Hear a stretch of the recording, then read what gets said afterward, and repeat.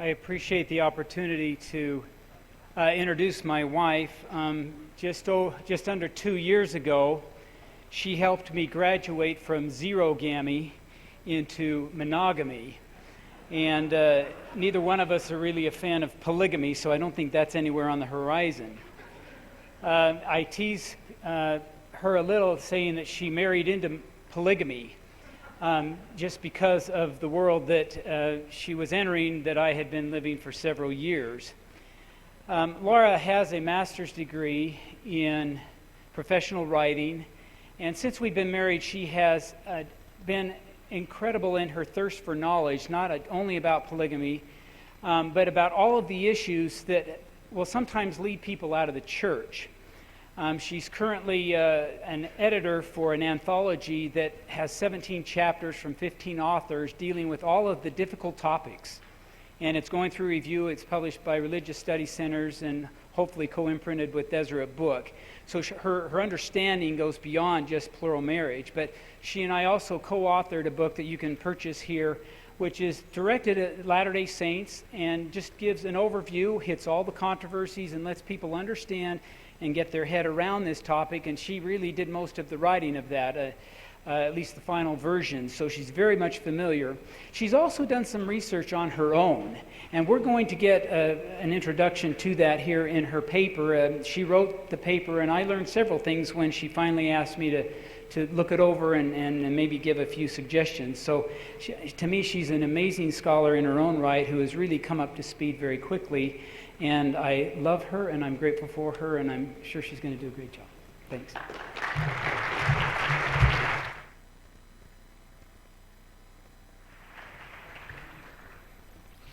I am honored to have the privilege today to speak to you. In full disclosure, unlike Brittany Chapman, plural marriage is not a topic I love to speak about. But it's one I feel that is necessary to speak about, especially now. Over the last year, I have spoken to many people in the church who have questions about this topic. They range the spectrum from top LDS scholars to seminary and institute teachers, fellow ward members, neighbors, friends, random people who message me on Facebook, and most importantly to me, family members. Usually these discussions center on the nitty-gritty details of Joseph Smith's practice of polygamy with his plural wives, leaving me at times feeling like a historical voyeur. I have covered those topics along with my husband in the book he just mentioned.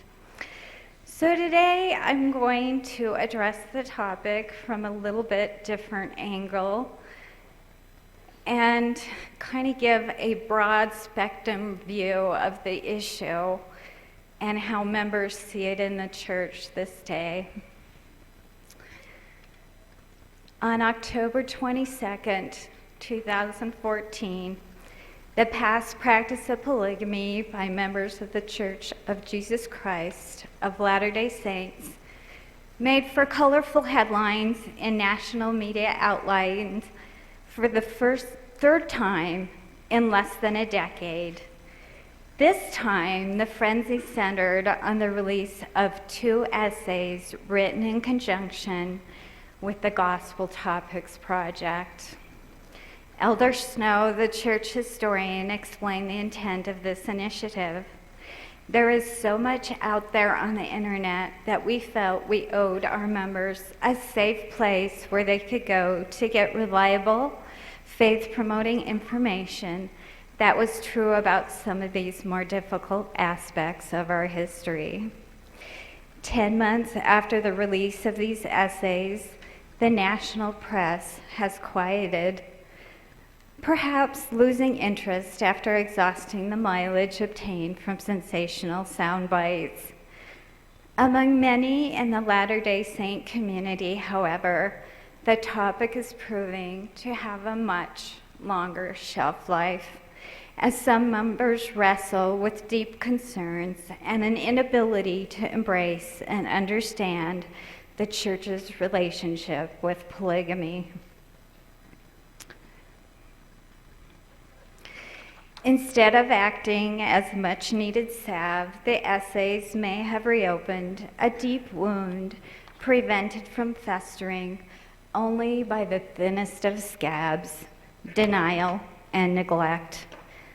Polygamy is a topic that has been mostly ignored, brushed aside, and minimalized in church discourse for nearly a century.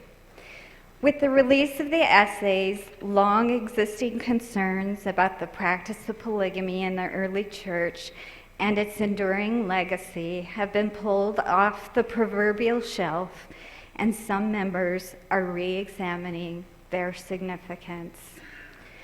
Not all members are equally troubled by this issue, though. Recently, I was approached by an acquaintance who asked a simple and sincere question. Why, she asked, do people get angry about polygamy? Another friend emailed me after hearing a news story about members leaving the church over the issue and asked, why now? This information has been around for years. In both cases, I did my best to explain the factors I see contributing to the distress felt by many members of the church, both male and female, over this most painful topic.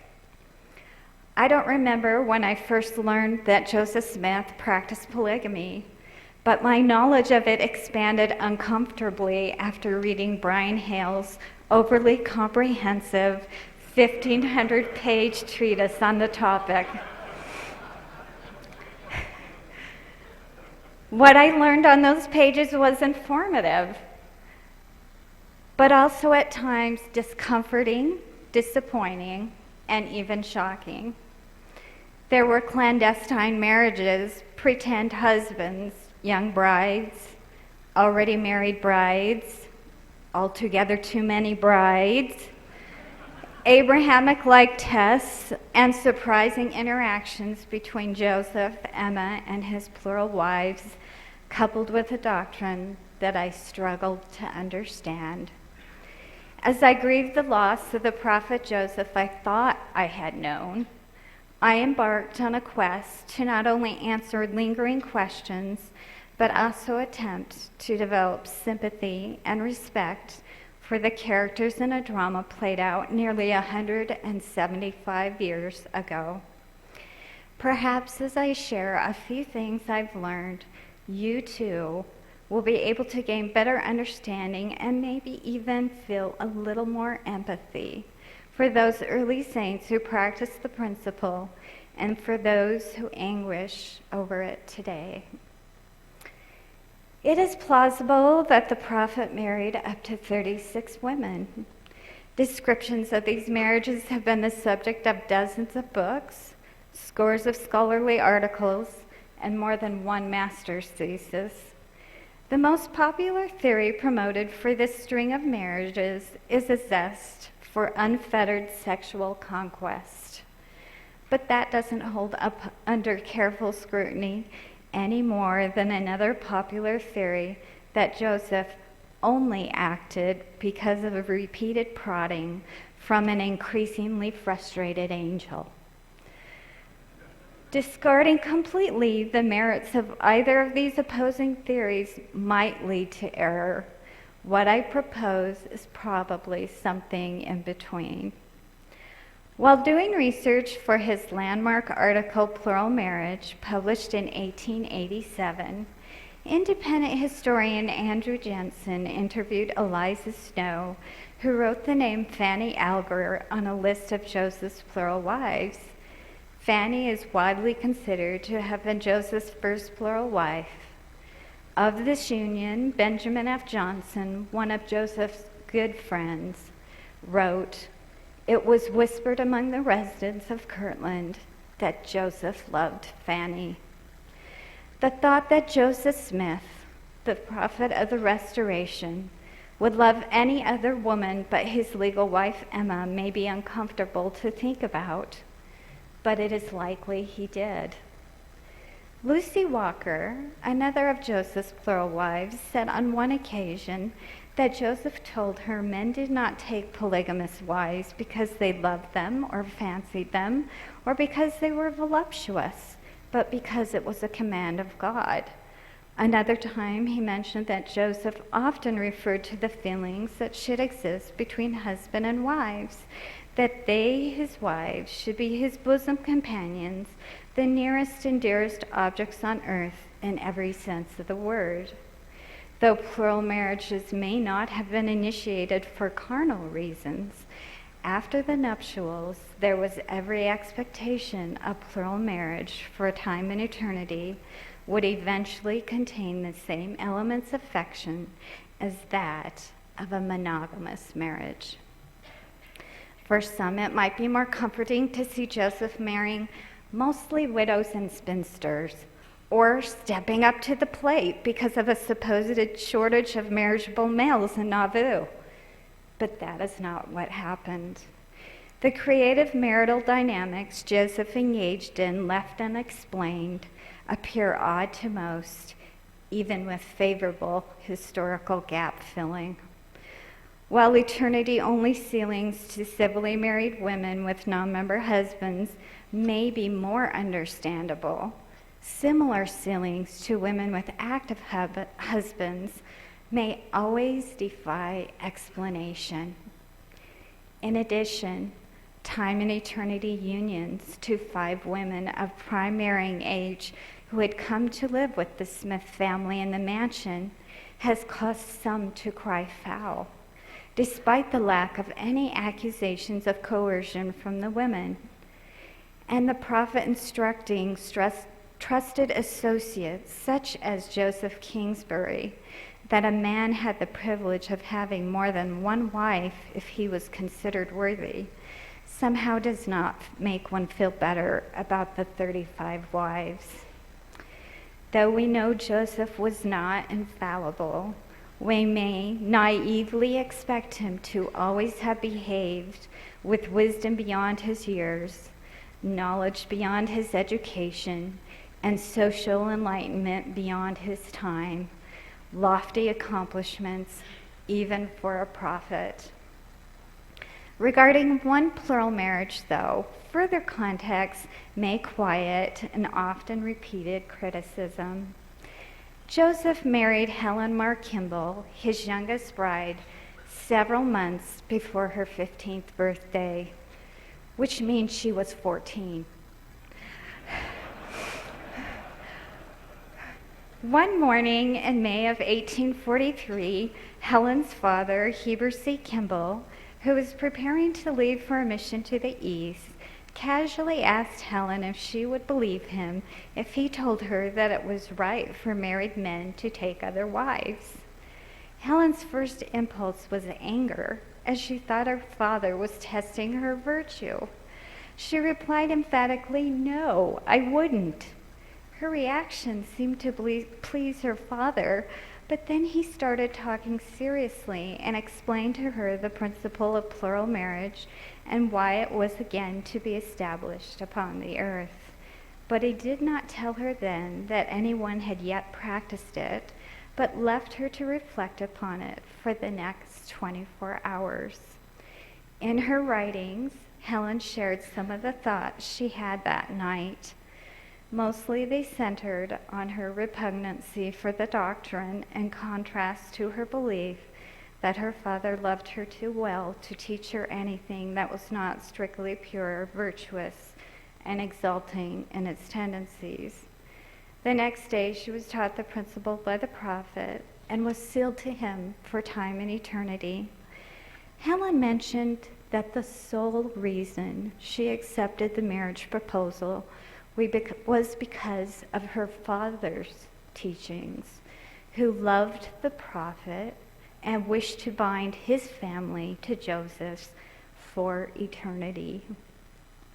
In a letter composed to her children late in life, Helen speaks of her youthful marriage in an often quoted poem. Her words mention thoughts that this union was for eternity alone. Sadness at being barred out from social scenes and feeling like a fettered bird. She also shares that she did brood and imagine future woes.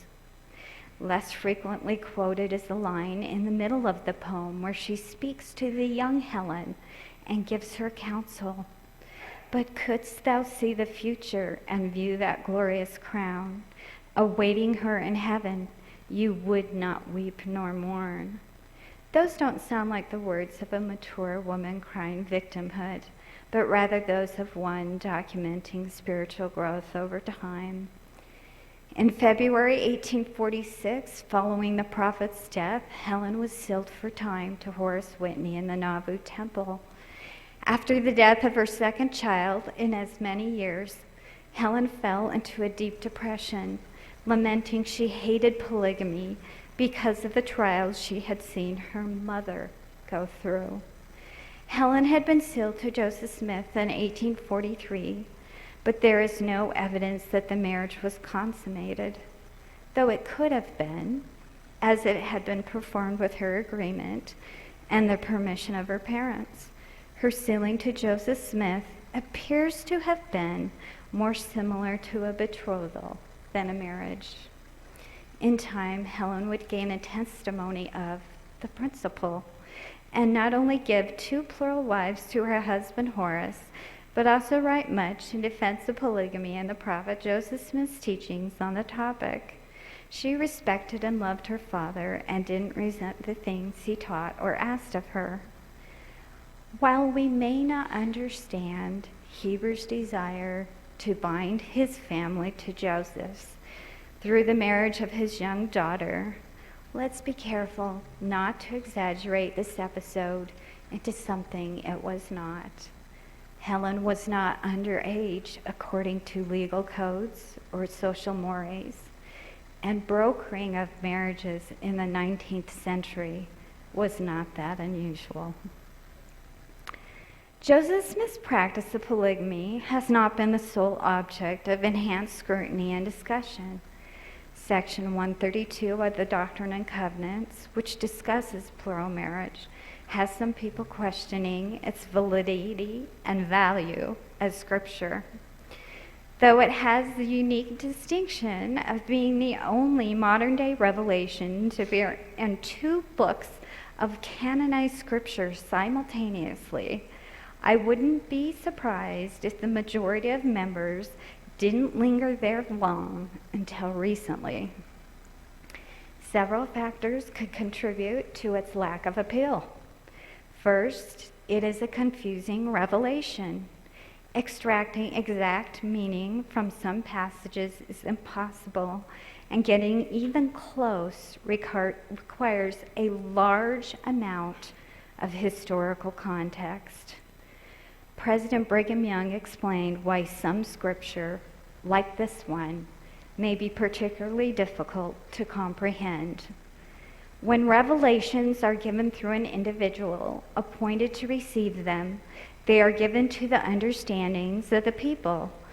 These revelations, after a lapse of years, become mystified to those who were not personally acquainted with the circumstances at the time they were given.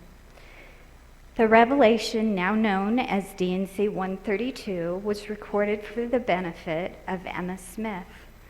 In 1842, Joseph, who up to that time had been the sole male participant in plural marriages, began authorizing and encouraging the practice among trusted associates and the 12 apostles.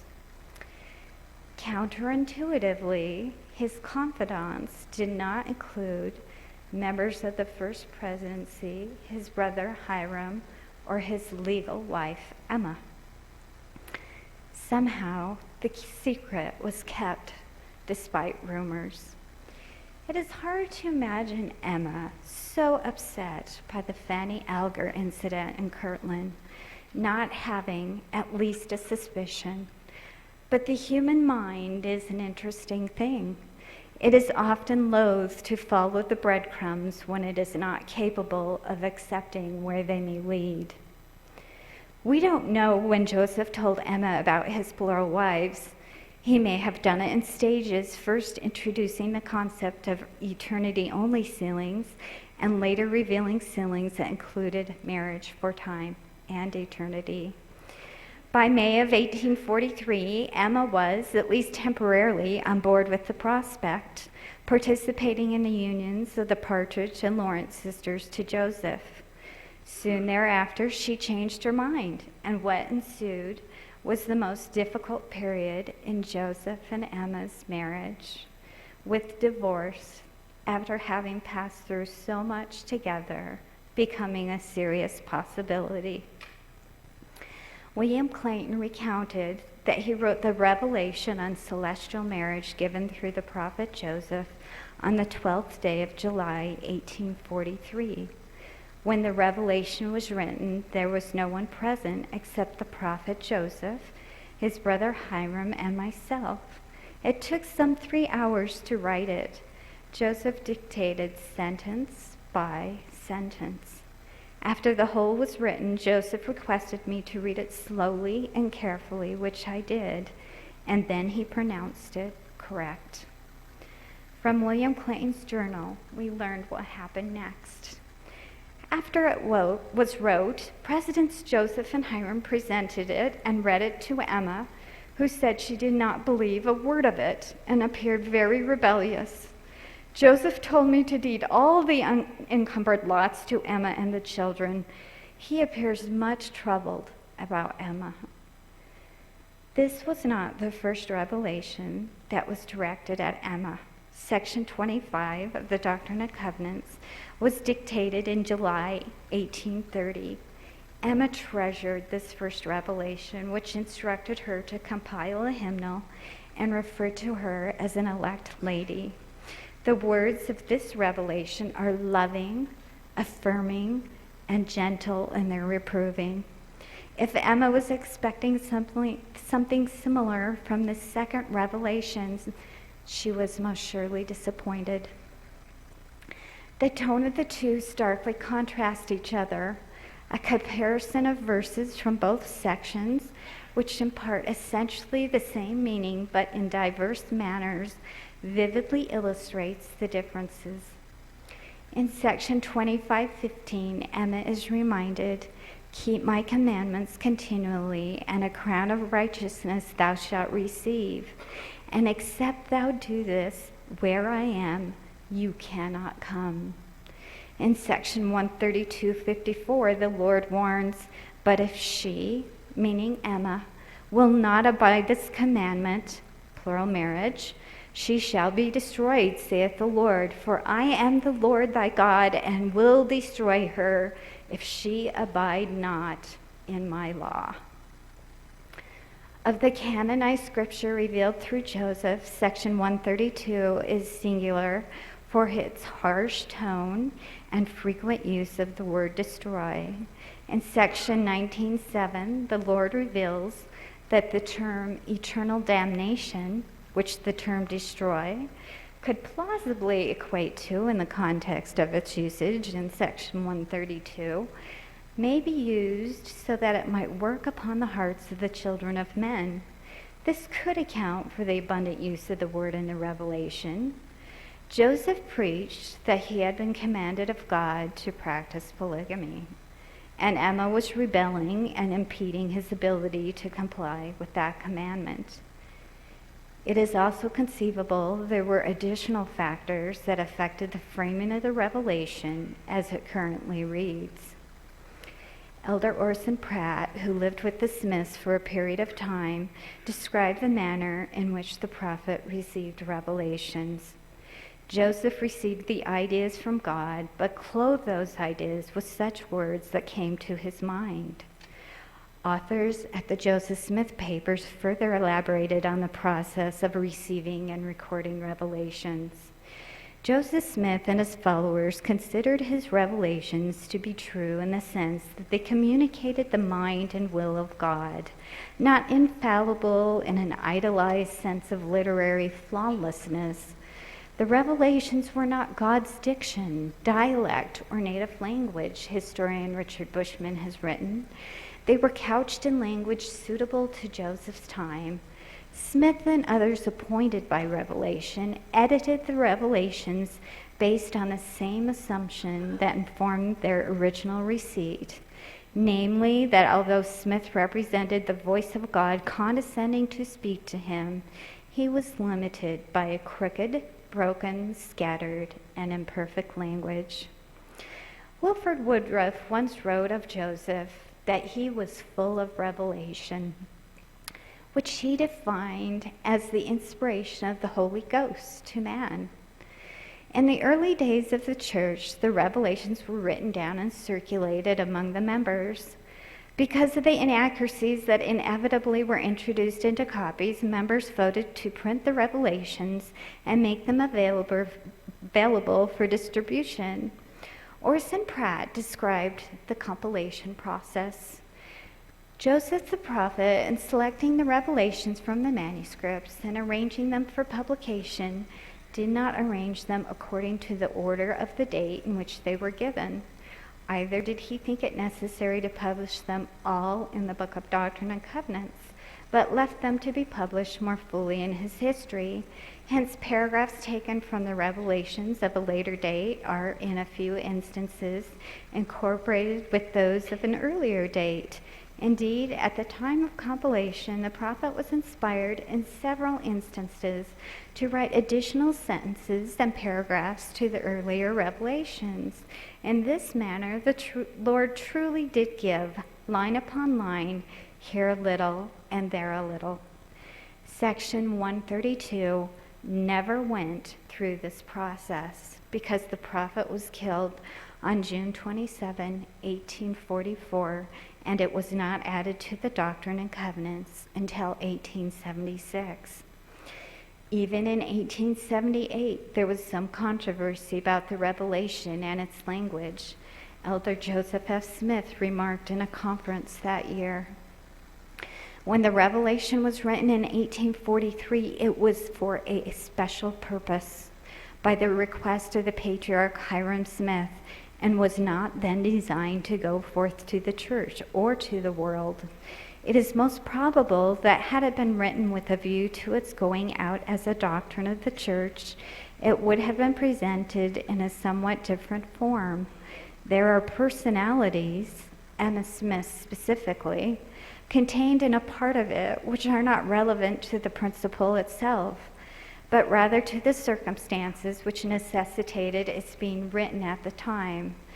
Joseph Smith, on the day it was written, expressly declared that there was a great deal more connected with the doctrine which would be revealed in due time, but this was sufficient for the occasion.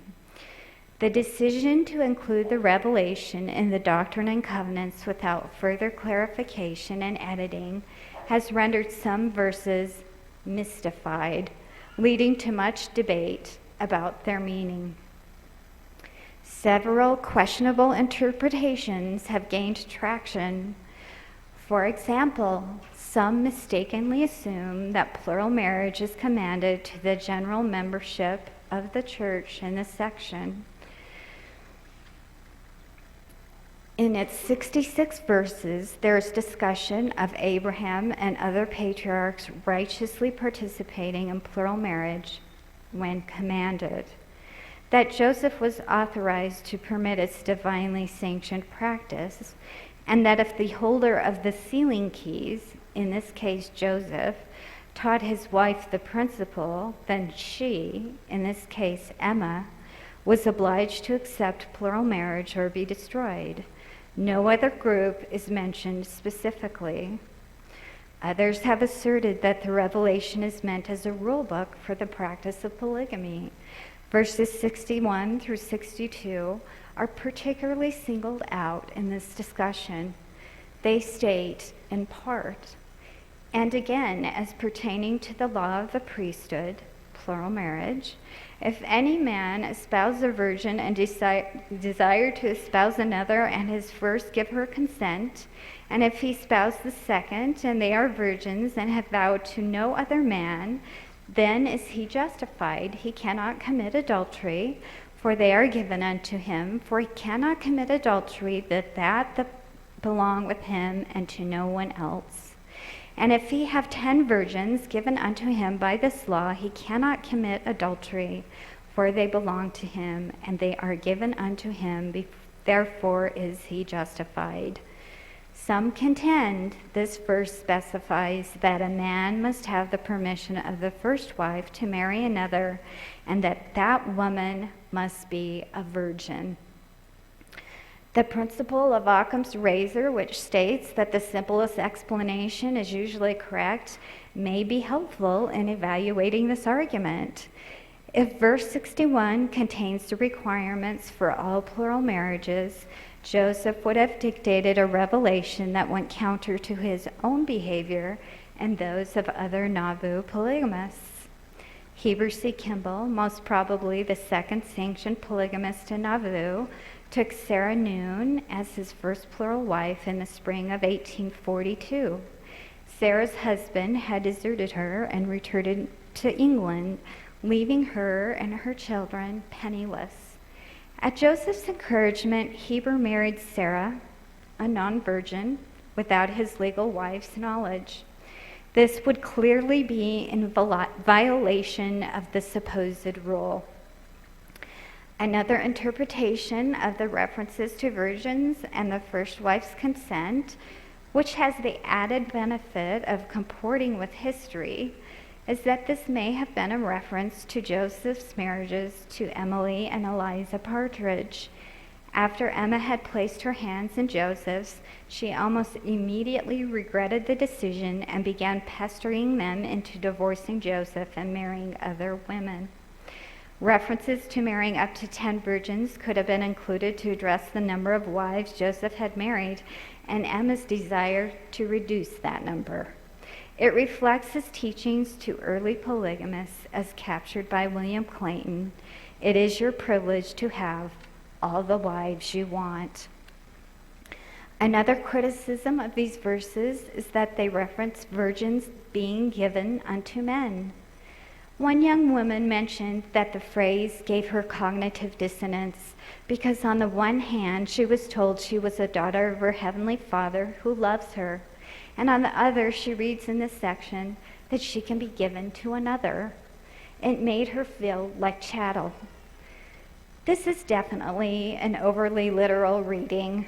Given was a common term in marriage rituals of the time. Even today, the word give is commonly used in wedding ceremonies in and out of the church.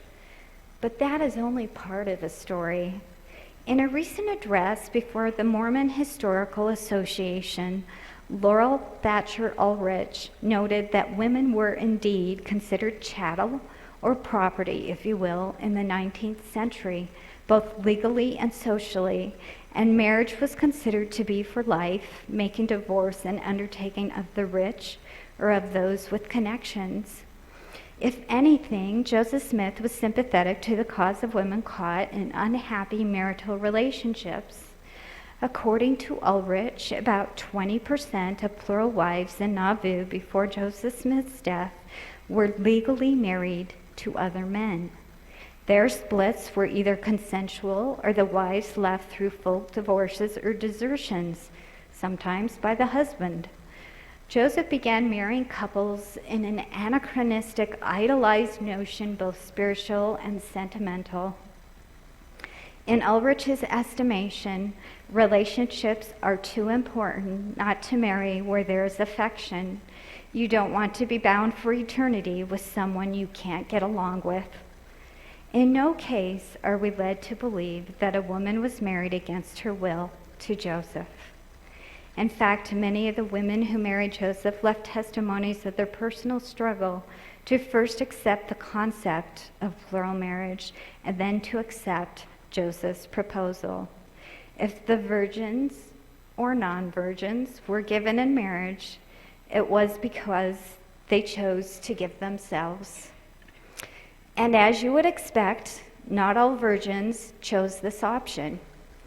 In 1908, Elmira Hanscom, daughter of Martha McBride Knight, was asked if she ever received a proposal to be a plural wife. She looked startled and answered, yes and no. She recalled, "One day, Mother and I were in the front room, and Joseph came walking down the street and turned in at our gate. I had a hunch. And as he entered the front door, I went out the back and remained until he left. When I returned, my mother told me that Joseph had come at the request of his brother Hiram to ask me to be his wife, and also asked Mother to ask me, seeing I wasn't in. So when my mother said, 'Elmira, what do you say about it?' I said, 'No.'" In verse 65 of section 132, there is a reference to the law of Sarah, which is not fully defined. It is the only specific reference to such a concept in all of Scripture. Of anything in this section, this, I have found, tends to raise ire. The distress seems to be of a two-pronged nature. First, comparing the Old Testament practice of polygamy in a land where progeny were necessary for survival, and polygamy was socially and legally acceptable, to a needed practice in 19th century Nauvoo where both of those elements were missing, seems incongruous. Second, some women feel the law of Sarah is unfair, with the first wife only given power to participate in polygamy rather than to veto polygamy. Verse 34 states, "God commanded Abraham, and Sarah gave Hagar to Abraham to wife." And why did she do it? Because this was the law. Notice different motivations are given for Abraham and Sarah's behavior. Abraham was commanded, but Sarah was following the law. Why not just say that both were commanded? The distinction seems deliberate. Abraham and Sarah were governed by laws preserved in the Code of Hammurabi, which is the Babylonian law of ancient Mesopotamia, discovered and translated at the beginning of the 20th century. Parts of this code were later incorporated into the law of Moses. Under the Code of Hammurabi, if a man's wife was childless, he was allowed to take a concubine, a wife of lesser social status, and bring her into his house, or the first wife might give her husband a servant. Interestingly, the husband needed to obtain the permission of the first wife unless there were special circumstances such as barrenness, illness, or misconduct on the part of the first wife. The law was actually designed to restrict a husband from taking additional wives without good reason or his first wife's blessing. In section 132, we learn that monogamy is the marriage standard and plural marriage is divinely sanctioned only when it is commanded of God and authorized by his representative on earth, who holds the sealing keys. Why was Sarah not commanded to give Abraham a plural wife? A reasonable interpretation could be because she was already compelled to do so by the law of the land. Why does a wife become a transgressor and lose the ability to administer unto her husband when she does not obey a command to practice plurality? Because her dominion would impede his ability to obey the commandment and would therefore limit his agency. In this analysis, the mention of the law of Sarah is not an offering of any great power to an obedient first wife, but more of a guarantee that a wife cannot exert her will to force her husband to disobey a direct command of God. Historically, this could be a reference to Emma's rejection of Fanny Alger years earlier as Joseph's first plural wife and his subsequent sanctioned secret plural marriages later in Nauvoo. As mentioned earlier, this revelation was not very popular with Emma. At her request, Joseph allowed the original manuscript of the revelation to be burned. If it were the only copy, then we wouldn't be here talking about its meaning. It wasn't. A copy was shared with dozens of individuals in Nauvoo, including Lucy Walker, Mercy Thompson, the laws, and the Nauvoo High Council, and then quietly disappeared from circulation for the next 9 years. By the fall of 1851, federal officers appointed by the President of the United States had hastily left the Utah Territory after extended verbal skirmishes with the seated governor.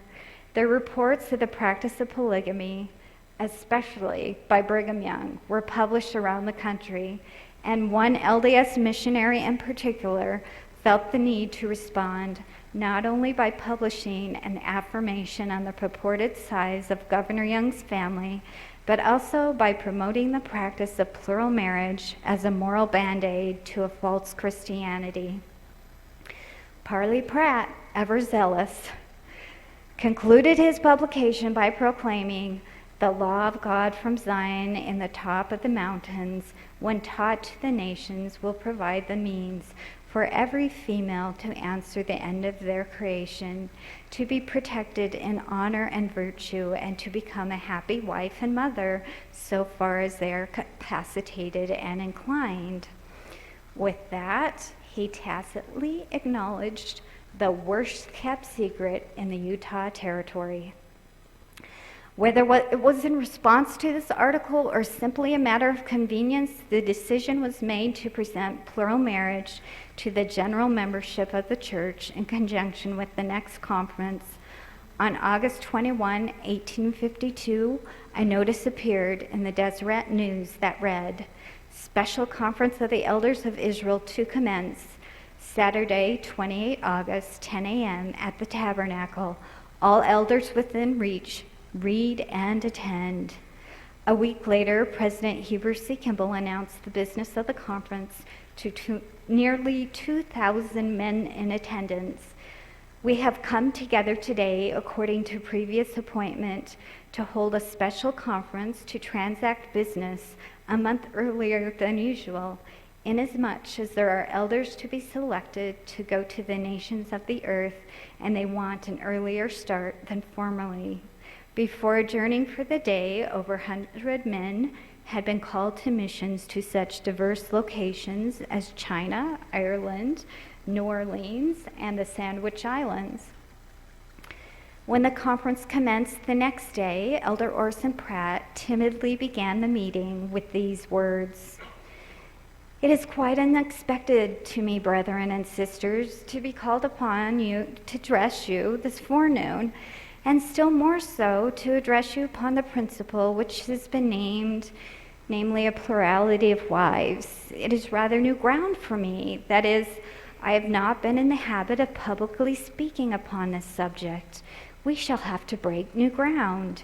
It is well known, however, to the congregation before me that the Latter-day Saints have embraced the doctrine of a plurality of wives as a part of their religious faith.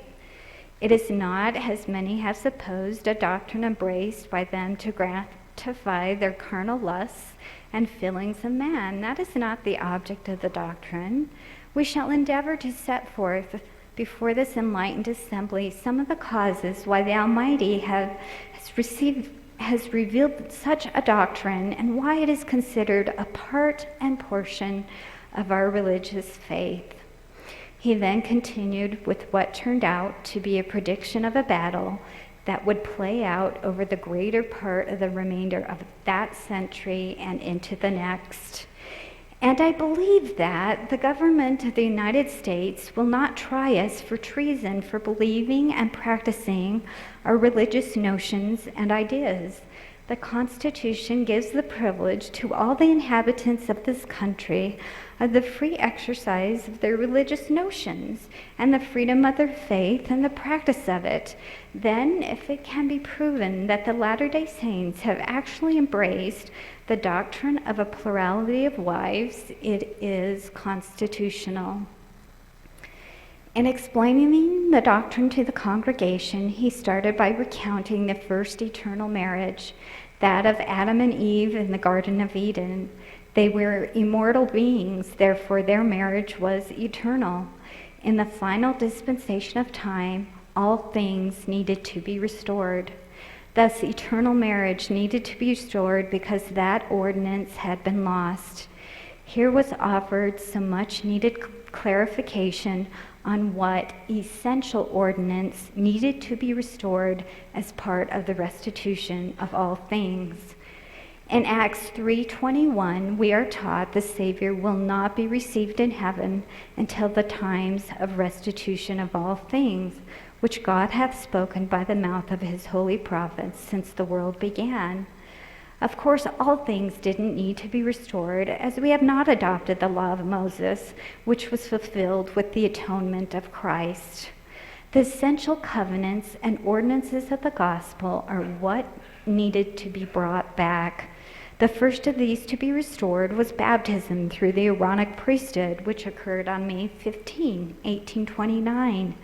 The second was the oath and covenant of the Melchizedek priesthood given to Joseph Smith and Oliver Cowdery by Peter, James, and John.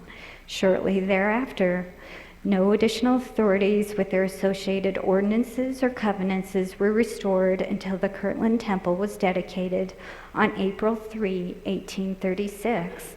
On that date, 3 angelic messengers appeared, Moses, Elias, and Elijah, restoring keys and authorities that apparently could not be bestowed without a temple and are used to officiate in a temple ordinances.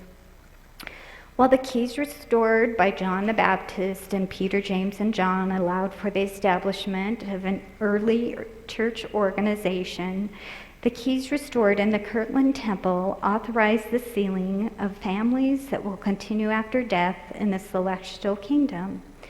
The framework for building eternal families begins by laying a foundation through an eternal marriage covenant, the uniting of a husband and wife together forever. Plural marriage can be considered a part of the restitution of all things, but only so far as a practice sometimes allowed within the larger doctrine of eternal marriage. There has never been a covenant or ordinance of plural marriage in the modern church. Though the first wife sometimes participated, the words to the plural marriage ceremony did not divulge whether the man had been previously sealed to another woman. Though Elder Pratt would later preach on the necessity of allowing plurality to ensure the exaltation of all righteous women, on this occasion he encouraged the taking of plural wives for different reasons. In addition to his brother Parley's argument that it would curtail sexual sin in society, he added that it would provide homes for noble spirits to raise up a righteous generation and allow men to claim the blessings of Abraham, namely, a promise of seed as numerous as the sand upon the seashore. The revelation dictated for Emma in Nauvoo was read to the congregation that day and later distributed in pamphlet form, making plural marriage the new marriage expectation in the church. Slightly over a decade after Joseph introduced plural marriage to select church members, the rhetoric had already started to change. In part, the theological defense became more nuanced, but in other respects, leaders began to promote the practice with dialogue not traceable to Joseph, in a somewhat parallel evolution with the justifications for the priesthood and temple ban. No longer was plural marriage described as an onerous burden that must be borne. Instead, it was a blessing that came with righteousness, though it was difficult. The menacing angel with the sword, so familiar today, was only referenced twice in recorded priesthood discourses of the period. In its place, other themes were regularly emphasized. Plurality provided for more noble spirits to come to righteous homes, and all members were at that time under the obligation to obey, or their reward would be of less glory. The last item was emphasized with more and more rigor as the century progressed. With the issue of the manifesto in 1890, monogamy once again became the standard in the church. Members began the slow process of accepting a new dialogue regarding marriage, which included changes in understanding and vocabulary, celestial marriage, patriarchal marriage, and the new and everlasting covenant of marriage, once associated mainly with plural marriage, now equated to monogamy. Some critics would dwell on statements of past leaders uttered under a different divine dictate, holding them up as if they had efficacy today. The utility in debating what past leaders preached in light of what current leaders now preach is an exercise in historical curiosity rather than an indication of current doctrine. On May 4th, 2007, the newsroom of the Church of Jesus Christ of Latter-day Saints released the statement, "Because different times present different challenges, modern-day prophets receive revelation relevant to the circumstances of their day. The Church does not preclude future additions or changes to its teachings or practices. This living, dynamic aspect of the Church provides flexibility in meeting those challenges." The practice of earthly polygamy has not been sanctioned by the Church since 1904. So why are we still talking about it? Polygamy on earth does not sit well with what the majority of 21st century members envision as an optimal marital dynamic, and its practice in heaven is nearly as impossible to embrace. Current church dialogue centers on the marriage of one man to one woman for time and eternity. Nevertheless, this only eliminates the performing of plural marriages in part, as a widower is allowed to marry another woman in the temple for time and eternity. The fear that some women retain is that they will pass away prematurely and their husbands will remarry, making them eternal polygamists independent of their agency. The common response that no woman will be forced to stay in a relationship may provide little comfort because none of the choices seem optimal from our current earthly perspective. Her spirit world options would include leaving her husband, accepting the plural union, finding a new man to be sealed to, or remaining separate and single without exaltation for the rest of eternity. One situation that seems to be of increasing concern is created by the single feature that is most desirable about a marriage performed in a temple.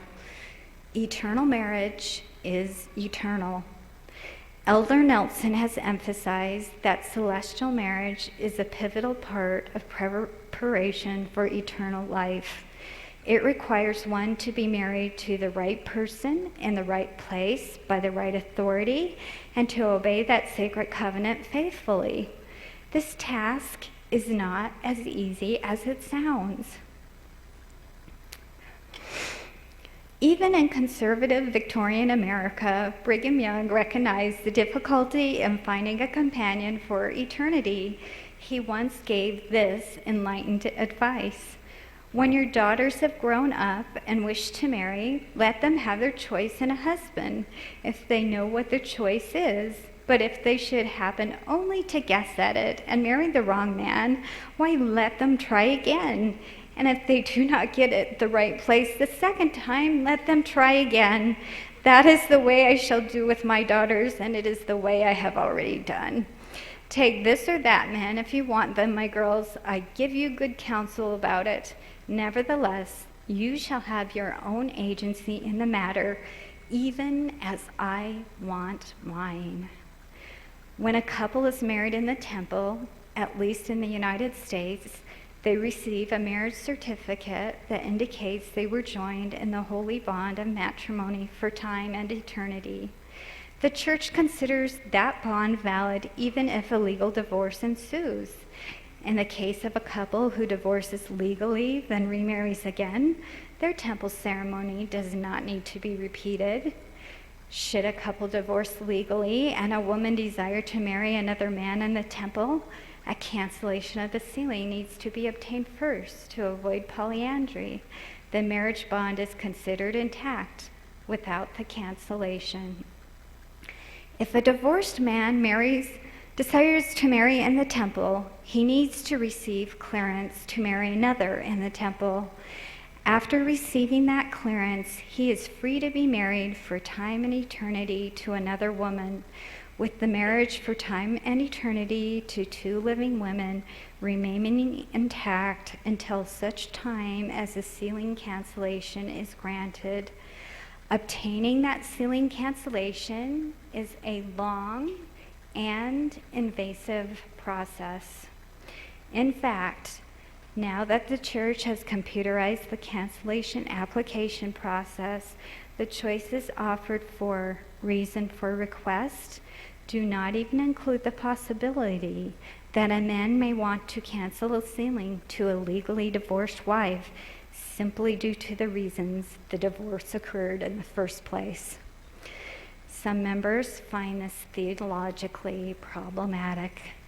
The second sealed wife of a legally divorced man may struggle to ignore that, on paper at least, she is a polygamous second wife unless the first sealing has been officially canceled by the first presidency.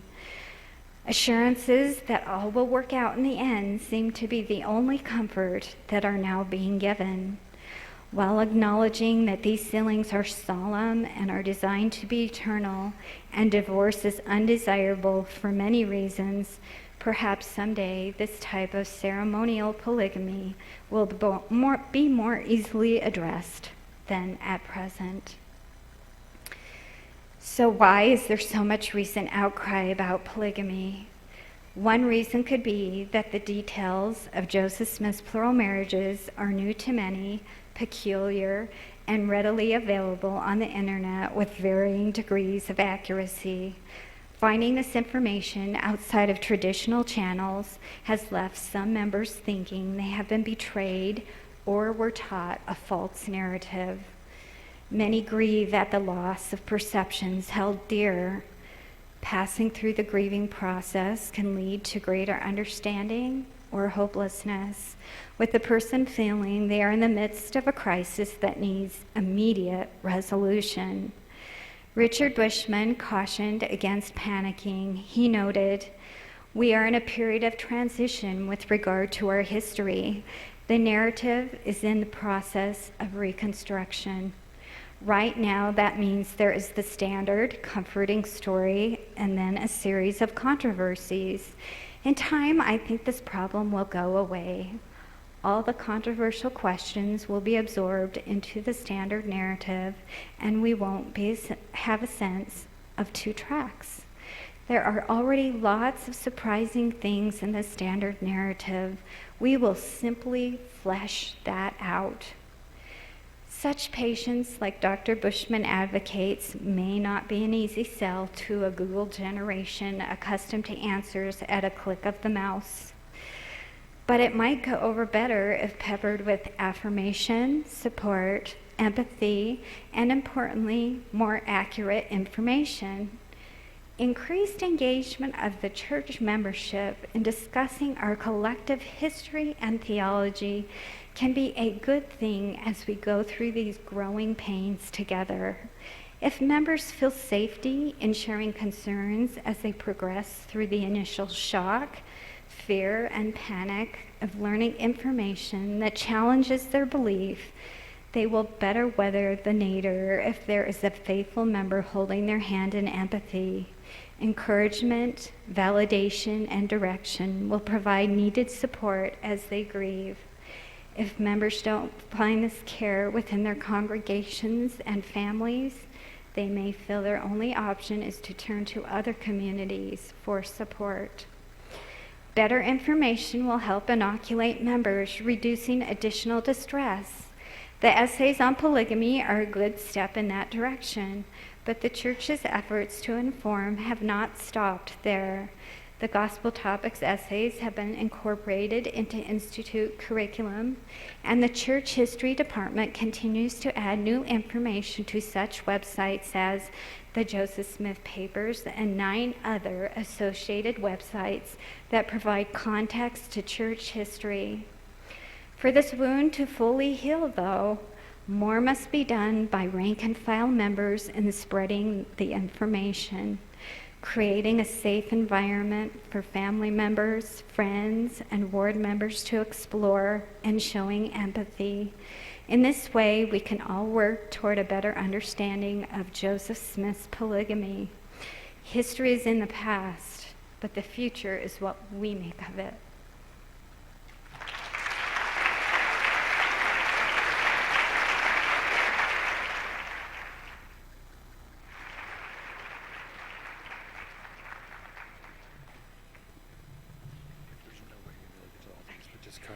Just as I expected, no questions on polygamy.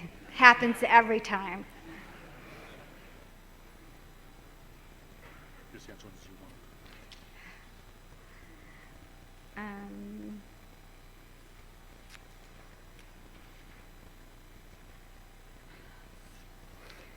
He said, answer the ones I want. I haven't come to one yet.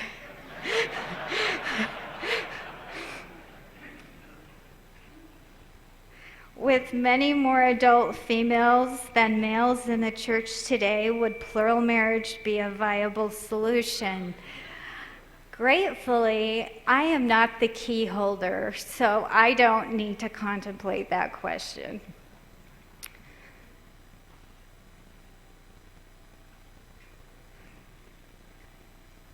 How do we reconcile the sealing commandment with the lack of eligible male suitors in the church?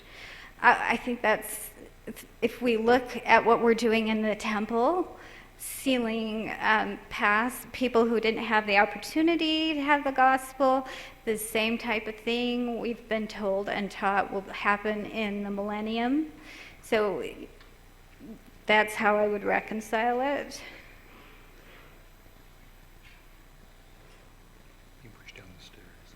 Oh, what would you think of Leroy Snow's account of Emma throwing a plural wife of Joseph down some stairs? I would say it didn't happen.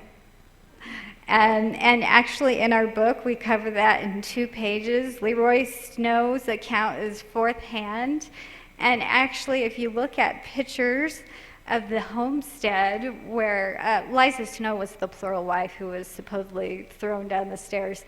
The way that Leroy Snow described it, it could not have occurred, so I don't believe it.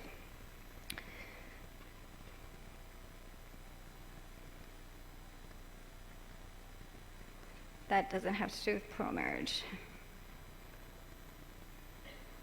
Oh, in the age of DNA, why do you think there is not a documented offspring from Joseph Smith's many marriages? Well, actually, quite a bit of DNA work has been done by Dr. Ugo Perego, who currently lives in Italy, but used to work out of Salt Lake. And you're probably aware that the world of genetics has exploded over the last 20 years. And the last time a study was run on expected progeny of Joseph Smith, there was only one that came even close, and that's one we expect to be positive, though it came up equivocal, and that is Josephine Lyon. There is technology now to determine more closely if the DNA will prove conclusively that there is a tie, and Dr. Perego has a GoFundMe going right now, and you can contribute to that to fund that study.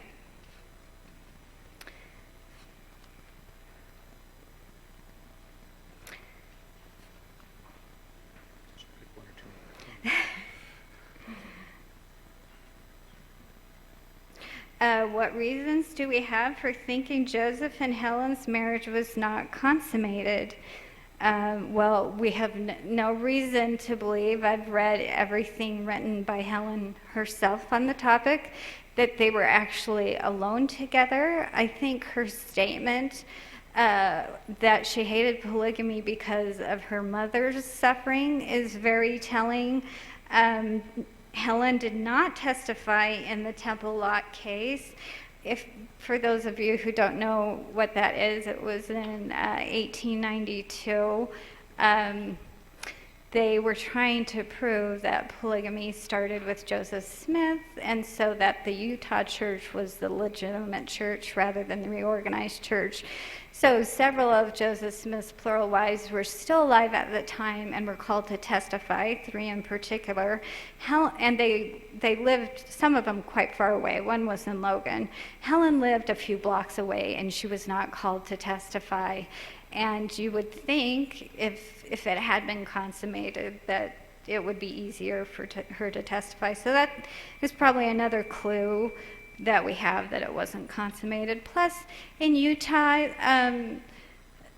men were instructed, sure, you can marry younger brides, but wait till they grow a little bit older before you consummate their marriages. We assume that policy started in Nauvoo.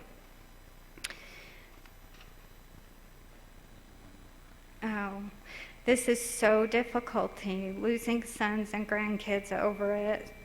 Please help us. It is a difficult topic. We are losing people over it. I think part of the problem is that we came into the game late. We let other people tell the story with varying degrees of accuracy. And that is part of the reason why, though I don't really choose to talk about the topic of plural marriage out of a delight in it, it's out of a necessity to make sure the facts are clear, because I have found they become conflated. Stories get mixed up. They get blown out of proportion, and Brother Otterson talked about presentism. We look at it from our perspective now, and it doesn't make sense. I think for me, the most helpful thing is to have read the testimonies of the plural wives who married Joseph. They're powerful, and they give me something to hold on to. Also,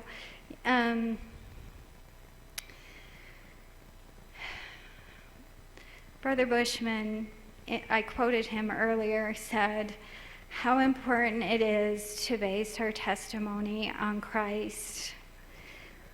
We do love the prophet of the restoration. We're grateful for all he does, and all he did.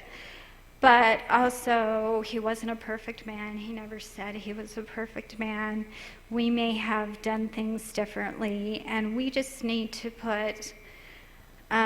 separate that from our testimony in Christ, I believe. That was most helpful. Thank you. Okay.